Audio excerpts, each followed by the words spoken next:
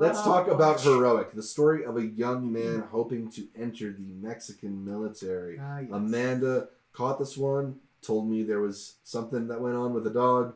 And I literally made a "Does the dog die" account for this, and I don't feel bad. I don't think that's a spoiler. I just think that's a healthy warning. It's a warning. It's a warning. It's a warning. It's a warning that steered me away from the movie. But both of y'all caught it. What'd you think about the rest of Heroic? This is where I thought the inspection should have been, and it's not.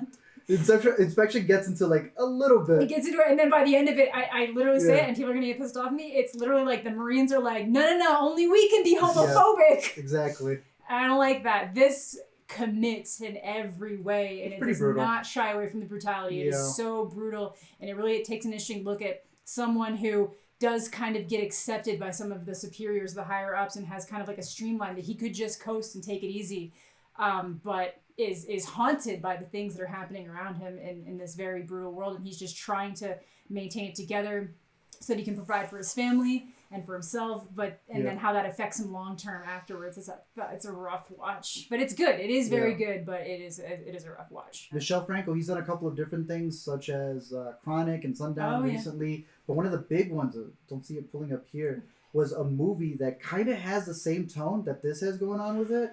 New Order. It's on Hulu from a couple of years ago. This has that same brutality, but it had people disgusted with the dynamics that he had going on, which Mexicans were destroying other Mexicans. Here, I guess because they're just all destroying each other, it gives you a completely different perspective. This is Full Metal Jacket for like the Mexican army. Yeah. And if you know anything about the Mexican army and the cartels, then you've met the Mexican army and the cartels. It's like almost one and the same at some point. But it's 88 minutes, and by the end of it, you feel tired. Yeah. Yeah. So, like, it's effective in that way. I saw it twice because I had to replay a bit of it towards the end, and it's just a brutal movie overall.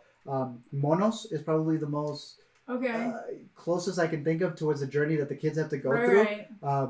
But the worst part is that Monos is uncivilized, and they're supposed to be. Yeah.